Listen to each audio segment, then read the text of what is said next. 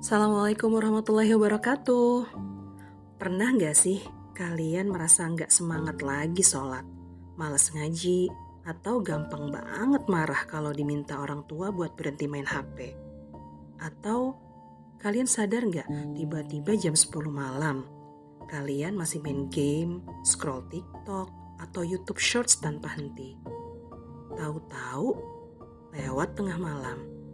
Padahal besok ada sekolah, tugas belum selesai, dan otak kok rasanya berat banget, kayak kabut. Nah, itu yang disebut brain fog. Aku gak nyalain kalian sih, karena kita hidup di zaman yang memang sengaja dibuat untuk bikin kita kecanduan. Game, sosial media, semuanya dirancang agar kita betah. Bahkan lupa diri. Tapi pernah nggak kalian mikir kenapa Allah kasih kita otak yang begitu luar biasa, lalu kita serahkan kendalinya ke like, scroll, notifikasi? Yuk dengerin 10 menit ini buat kamu yang pengen balik kendali. Teman-teman, usia kalian sekarang itu disebut masa golden age kedua. Otak kalian lagi berkembang dengan pesatnya. Bukan cuma bagian prefrontal cortex yang membantu kalian mengambil keputusan, mengatur emosi dan fokus, tapi ada juga bagian amigdala yang memproses emosi seperti takut, marah, dan senang. Nah, penting untuk kalian ketahui, pada masa remaja, amigdala ini berkembang lebih cepat dibanding prefrontal cortex. Artinya, kalian bisa lebih mudah terbawa emosi sebelum sempat mikir panjang. Dan ini bukan salah kalian ya, tapi memang sedang proses biologisnya begitu. Makanya, saat kalian main game berjam-jam atau scroll media sosial, tanpa sadar, otak kalian dibanjiri dopamin. Dopamin itu kayak hormon senang, tapi kalau kelebihan, otak kalian jadi nggak peka sama hal-hal sederhana. Akhirnya, kalian butuh stimulus yang lebih ekstrim untuk bisa senang. Ini yang disebut dopamine surge. Ini kayak tubuh yang kebanyakan gula, akhirnya jadi butuh makin banyak untuk merasa kenyang. Akibatnya, kamu jadi susah fokus, susah tidur, gampang marah, mulai ngomong kasar tanpa sadar, dan ini yang paling berbahaya, menjauh dari Allah dan Quran. Bahkan ada istilah dari Harvard, digital brain rot, otak yang jadi busuk karena terlalu sering distimulasi digital.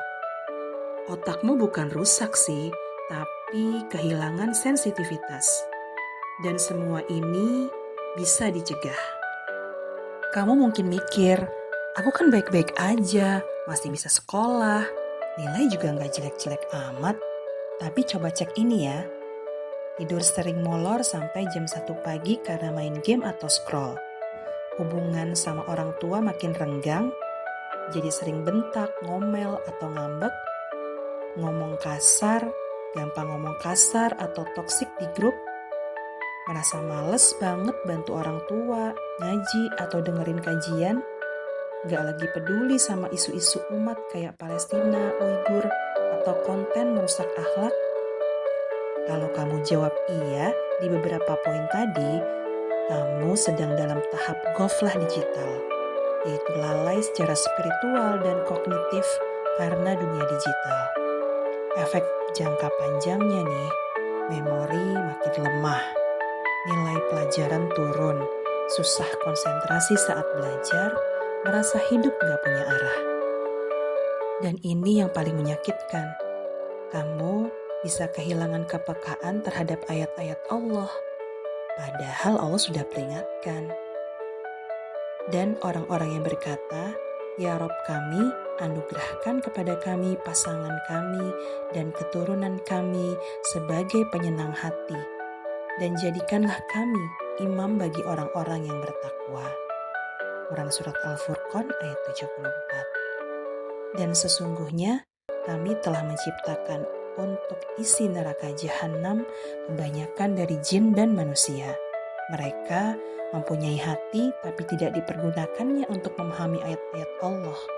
Mereka mempunyai mata, tapi tidak dipergunakannya untuk melihat tanda-tanda kekuasaan Allah. Dan mereka mempunyai telinga, tetapi tidak dipergunakannya untuk mendengar ayat-ayat Allah. Mereka seperti hewan ternak, bahkan lebih sesat lagi. Mereka itulah orang-orang yang lalai. Quran Surat Al-A'raf ayat 179. Ayat ini mengingatkan bahwa lalai itu bukan cuma soal lupa, tapi kehilangan fungsi hati, mata, dan telinga untuk mengenali kebenaran. Ayat ini doa orang tua untuk anak-anaknya. Tapi gimana bisa kita jadi qurrata a'yun kalau hati dan otak kita dikendalikan oleh notifikasi dan game? Teman-teman, kabar baiknya kamu bisa balik kendali sekarang juga. Ini 4 langkah yang bisa kamu mulai hari ini. Pertama, sadari dan akui. Ngaku aja, iya aku overuse medsos atau game. Ini bukan aib, ini langkah pertama untuk sembuh. Penelitian membuktikan bahwa awareness atau kesadaran diri itu langkah pertama memperbaiki executive function otak. Yang kedua, catat dan batasin. Coba catat berapa jam kamu habiskan di HP hari ini. Lalu buat batas waktu. Misalnya nih, main HP 1 jam maksimal. Ini melatih prefrontal cortex untuk disiplin. Yang ketiga, ganti dengan aktivitas pengganti. Misalnya olahraga ringan 15 menit, baca Quran atau ikut halakoh, ngobrol bareng orang tua atau teman yang nyata. Gambar, ngoding, atau menulis. Saat kamu ganti aktivitas, neuroplasticity otak akan terbentuk. Artinya, kamu bikin jalur baru di otak yang lebih sehat. Yang keempat, lakukan kontrol digital harian dengan niat ibadah. Ini bukan sekedar detox, ini jihad nafs. Niatkan, ya Allah, aku ingin menjaga otak dan hatiku agar tidak lalai darimu. Di Quran Allah berfirman, dan janganlah kamu mengikuti orang yang hatinya telah kami lalaikan dari mengingat kami. Quran Surat Al-Kahfi ayat 28. Digital ghaflah bukan cuma tentang HP, tapi tentang kehilangan koneksi dengan Allah. Kamu bisa berubah, kamu bisa balik kendali, karena kamu bukan budak teknologi.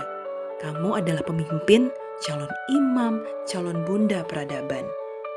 Kalau hari ini kamu mulai menjaga otakmu, insya Allah hatimu akan bersinar dan kamu akan jadi qurrata a'yun, penyejuk hati bagi orang tua dan umat. Jaga otakmu, jaga hatimu, lawan ghaflah digital mulai dari sekarang. Wassalamualaikum warahmatullahi wabarakatuh.